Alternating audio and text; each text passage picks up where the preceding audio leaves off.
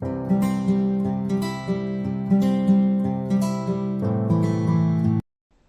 Friends, welcome to my channel Deep classes, जिसमें हमारा आज का टॉपिक है धूमिल की कविता पटकथा के कुछ महत्वपूर्ण अंशों की व्याख्या। इस कविता के कुछ अंशों को हम अपने पहले के वीडियो में जान चुके हैं।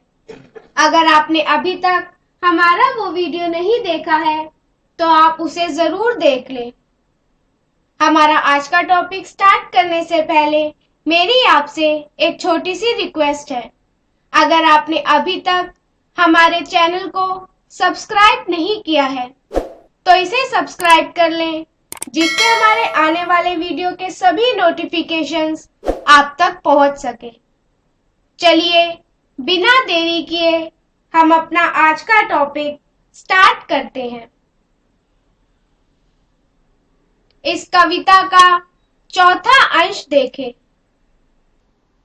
भूखे आदमी का सबसे बड़ा तर्क रोटी है, मगर तुम्हारी भूख और भाषा में यदि सही दूरी नहीं है तो तुम अपने आप को आदमी मत कहो, क्योंकि पशुता सिर्फ पूंछ होने की मजबूरी नहीं है।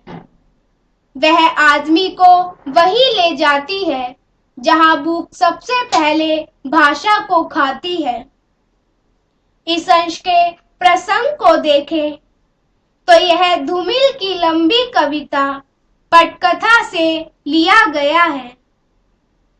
इसमें सामाजिक राजनीतिक क्षेत्र में व्याप्त विसंगतियों का दस्तावेज है। स्वप्न में हिंदुस्तान से भेंट होती है और वह जो कवि की अंतरात्मा का प्रतिरूप है, कवि को वस्तु स्थिति से परिचित कराता है तथा अपना उत्तरदायित्व बताकर जड़ता की नींद तोड़कर पूंजीवादी व्यवस्था के विरुद्ध खड़े होने, संघर्ष करने का आह्वान देता है।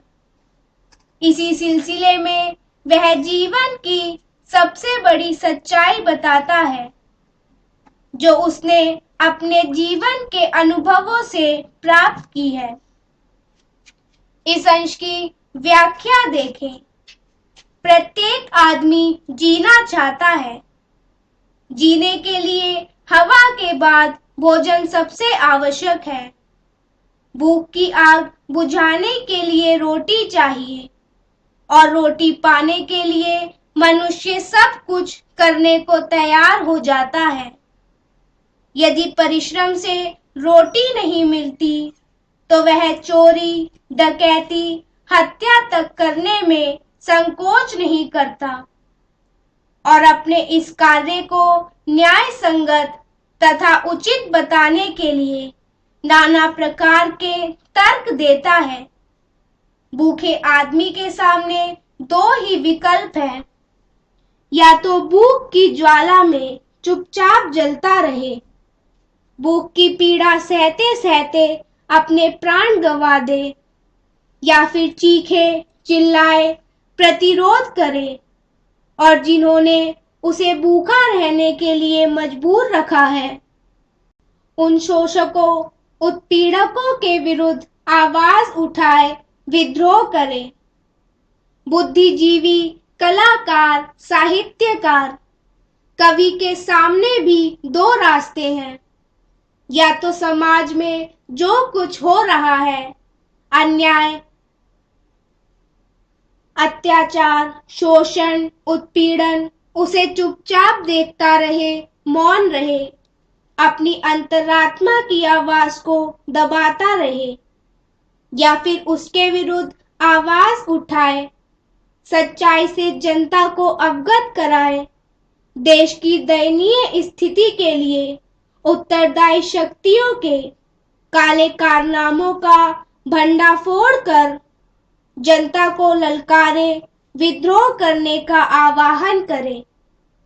कवि धूमिल का मत है कि बुद्धिजीवी और कवि के लिए दूसरा मार्ग अपनाना ही उचित है। यदि यह मार्ग नहीं अपनाता तो वह मानव के स्तर से गिरकर पशु बन जाएगा। मनुष्य और पशु में केवल शरीर आकृति का ही अंतर है, चरित्र और स्वभाव का अंतर भी। यदि मनुष्य में हृदय की कोमलता, संवेदनशीलता, विवेक बुद्धि नहीं है तो वह पूंछ और सींग रहित पशु है। भूखा आदमी यदि भूख की आग के कारण पशुओं जैसा आचरण, हिंसा, रक्तपात आदि करता है तो कभी सबल के अन्याय, अत्याचार, उत्पीड़न के प्रति तथा गरीबों, विपन्नों, भूखों की पीड़ा के प्रति उदासीन रहकर पशु बन जाता है। अतः कवि को जनता के प्रति, अपनी मातृभूमि के प्रति अपना दायित्व समझकर समाज में व्याप्त विसंगतियों, विकृतियों को अनदेखा न कर उनके विरुद्ध आवाज उठानी चाहिए। जनता को संघर्ष करने के लिए प्रेरणा देनी चाहिए। अन्याय करने से अधिक बड़ा पाप है अन्याय सहना।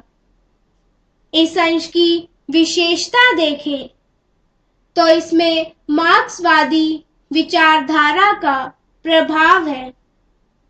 दूसरा, मोचीराम कविता के अंत में भी कवि यही भाव प्रकट करता है। वह हर अन्याय को चुपचाप सहते हैं, पेट की आग से डरते हैं। चुप और चीख अपनी अपनी जगह एक ही किस्म से अपना अपना फर्ज अदा करती है। इस कविता का 5वां अंश देखें। लेकिन मुझे लगा कि एक विशाल दलदल के किनारे बहुत बड़ा अधमरा पशु पड़ा हुआ है। उसकी नाभि में एक सड़ा हुआ घाव है जिससे लगातार भयानक बदबूदार मवाद बह रहा है। उसमें जाति और धर्म और संप्रदाय और पेशा और पूंजी के असंख्य कीड़े किलबिला रहे हैं और अंधकार में डूबी हुई पृथ्वी पता नहीं किस अनहोनी की प्रतीक्षा में इस भीषण सड़ाव को चुपचाप सह रही है। इस अंश के प्रसंग को देखें तो अपने हमशक्ल हिंदुस्तान यानी अपने अंतर्मन की बातें क्रांति के लिए ललकार सुनने के बाद कुछ समय तक कवि अपने मन को कुदेरता है। उसमें आत्मसंघर्ष होता है, वह आत्मलोचन भी करता है, परंतु उसके बाद अनिर्णय की स्थिति में उसका ध्यान चौथे आम चुनाव के बाद की देश में हो रही घटनाओं और राजनीतिक हलचल की ओर जाता है। वह उनकी समीक्षा करने के उपरांत इस निष्कर्ष पर पहुंचता है कि देश की हालत उस अधमरे पशु के समान हो गई है जिसकी नाभि में गहरा घाव है और उस घाव से दुर्गंधपूर्ण मवाद बह रहा है। इसकी व्याख्या देखें। चौथे आम चुनाव के बाद राजनीतिक दलों और उनके नेताओं में सत्ता की भूख अत्यंत तीव्र हो उठी है।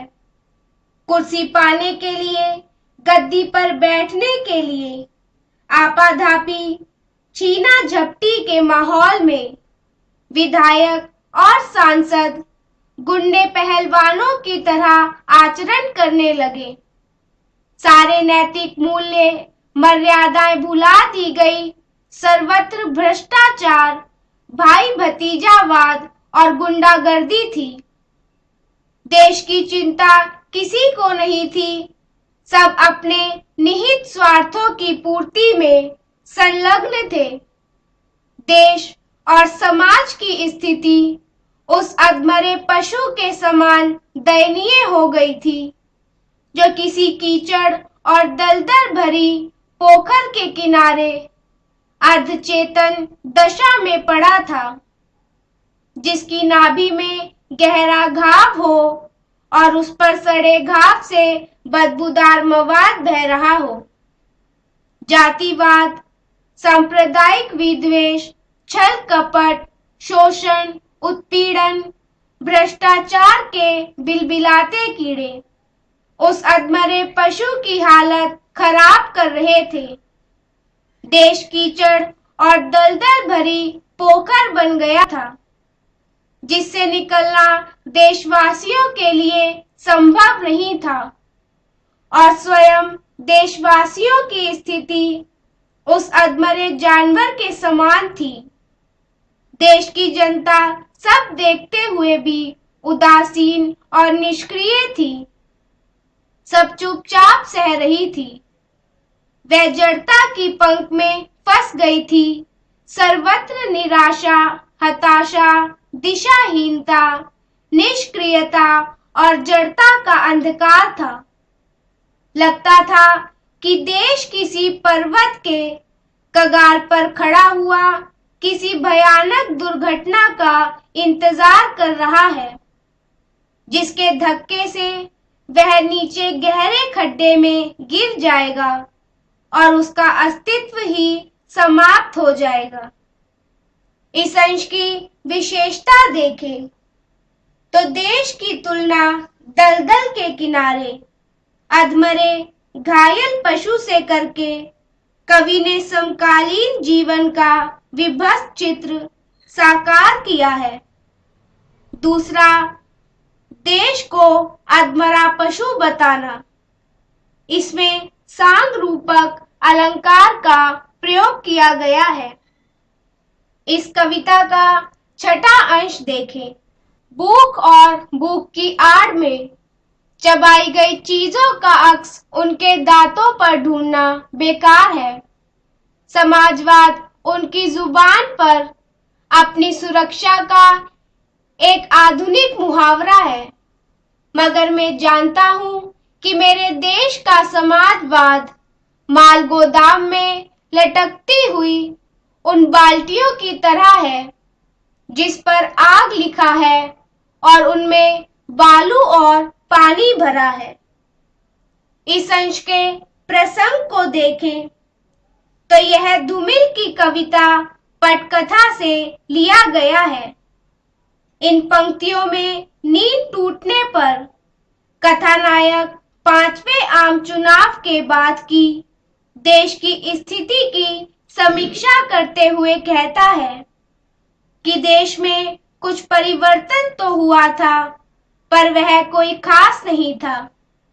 जिंदगी उसी पुराने डर्रे पर चल रही थी। राजनीति के मंच पर वही आपाधापी, छीना झपटी, उठापटक चल रही थी और जिन बुद्धिजीवियों से कुछ आशा की जा सकती थी, उनकी मानसिकता में भी कोई बदलाव नहीं आया था। सब स्वार्थ में अंधे, पूंजीपतियों की हाँ में हाँ मिलाने वाले, कायर, भीरू तथा केवल अपने लेखों में, अपने भाषणों में, अपनी रचनाओं में आदर्श की दुहाई दे रहे थे। इसकी व्याख्या देखें। देश के तथाकथित बुद्धिजीवी, वकील, अध्यापक, वैज्ञानिक, दार्शनिक, कलाकार, साहित्यकार, कवि सब अपना स्वार्थ सिद्ध करने में, आजीविका कमाने में, तिजोरियां भरने में लगे थे और इनके लिए अनैतिक कार्य करने में, जनता को धोखा देने में भी इन्हें संकोच ना था। हाँ, उन्होंने बेईमानी से बचने के लिए अपनी ईमानदारी और जनहितैषी होने की छवि बनाए रखने के लिए अपनी चतुराई अवश्य की थी कि उनके अनैतिक और जनता के साथ विश्वासघात करने वाले कार्यों का पता किसी को ना लगे। इन पढ़े लिखे, कानून जानने वाले और कानून की भाषा बोलने वालों ने भूख की आड़ में जो भी हड़प सकते थे, डकार सकते थे, वह डकार गए और अपने कुकर्मों का कोई सबूत नहीं छोड़ा। अपराध करने के बाद भी ना पकड़े गए और ना जनता की निगाहों में अपराधी बने। वह देशभक्त जनसेवक ही कहे जाते रहे। ये लोग अपने ढोंग को छिपाने के लिए स्वयं को समाजवाद का समर्थक बता रहे, समाजवाद के नारे लगाते रहे। समाजवाद का नारा समाजवाद के पक्ष में इनके भाषण और वक्तव्य इनकी सुरक्षा के कवच बन गए। पर वास्तविकता यह है कि समाजवाद का नारा खोखला था, दिखावा था। कवि समाजवाद के नारों की तुलना माल गोदाम में लटकी उन बाल्टियों से करता है जिन पर ऊपर लिखा रहता है आग, परंतु उनके भीतर होती है बालू और पानी, जो आग जलाने के नहीं बुझाने के काम आते हैं। तात्पर्य यह है कि ये लोग केवल नारेबाजी करते रहे, भाषण और वक्तव्य देते रहे, पर अंदर ही अंदर से बिल्कुल ठंडे, निष्क्रिय बने रहे।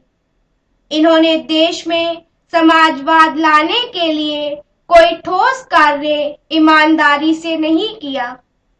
उनके सारे कार्य दिखावा, छल छदम, जनता को बहलाने फुसलाने और बरगलाने का साधन मात्र थे। इस अंश की विशेषता देखें तो मुक्तिबोध की कविता अंधेरे में भी बुद्धिजीवियों की कमजोरियों पर प्रहार किया गया है। अंतर केवल इतना है कि जहां मुक्तिबोध आत्मालोचन करते हुए स्वयं अपनी सुविधा भोगी, कायर और स्वार्थी मनोवृत्ति की भर्त्सना करते हैं, वहीं धूमिल सीधा बुद्धिजीवियों पर प्रहार करते हैं। इसी के साथ हमारा आज का टॉपिक यही खत्म होता है, जिसपे हमने जाना धूमिल की कविता पटकथा के महत्वपूर्ण अंशों की व्याख्या के बारे में। अगर हमारा आज का वीडियो आपको पसंद आया हो तो वीडियो को लाइक एंड शेयर करें और हमारे आने वाले सभी वीडियो के नोटिफिकेशंस के लिए हमारे चैनल को सब्सक्राइब करें। Thank you for watching.